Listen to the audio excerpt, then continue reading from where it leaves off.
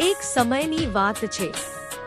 9 ગ્રહોમાં કોણ સૌથી શક્તિશાળી છે તે અંગે વિવાદ થયો।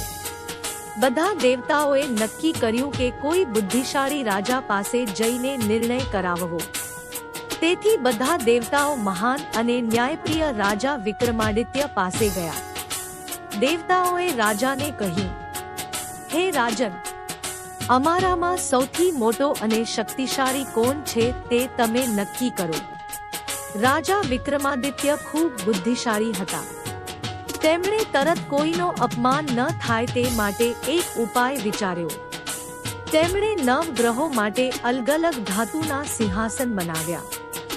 સૂર્ય માટે સોનાનું સિંહાસન બનાવ્યું, ચંદ્ર માટે ચાંદીનું, મંગળ માટે તાંબાનું, ગુરુ માટે પિત્તળનું અને અંતે શનિ દેવ માટે લોખંડનું સિંહાસન બનાવ્યું।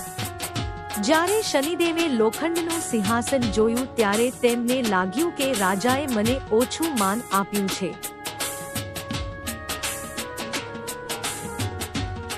તેથી શનિદેવે રાજાને કહ્યું, હે રાજા, આજે તમે મારી શક્તિને ઓળખી નથી, પરંતુ જ્યારે મારી દશા આવશે ત્યારે તમને મારી શક્તિ સમજાશે।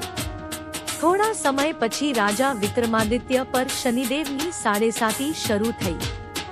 ધીમે ધીમે રાજાને મુશ્કેલીઓ આવવા લાગી।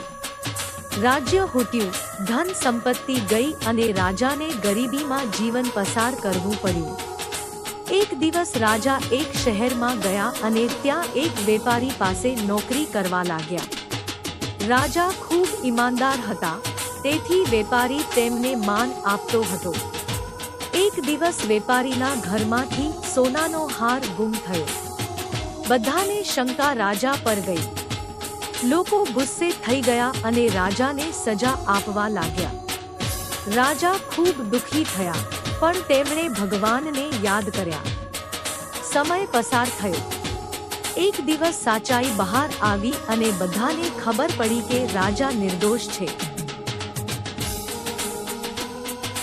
વેપારીને ખૂબ પસ્તાવો થયો અને તેણે રાજાને ઘણું માન આપ્યું। થોડા સમય પછી શનિદેવ રાજા સામે પ્રગટ થયા અને કહ્યું, હે રાજા, મેં તમને પરીક્ષામાં મૂક્યા હતા। તમે ધીરજ અને સચ્ચાઈ રાખી, તેથી હું ખૂબ પ્રસન્ન છું। શનિદેવે રાજાને ફરી રાજ્ય, ધન અને સુખ આપ્યું। ત્યારે રાજા વિક્રમાદિત્યએ સમગ્ર રાજ્યમાં જાહેરાત કરી કે દર શનિવારે શનિદેવની પૂજા કરવી, દીવો કરવો અને તેમની કથા સાંભળવી જોઈએ। જે ભક્ત ભક્તિથી શનિદેવની પૂજા કરે છે, તેના જીવનમાંથી દુઃખ દૂર થાય છે અને સુખ શાંતિ મળે છે। જય શનિદેવ મહારાજ।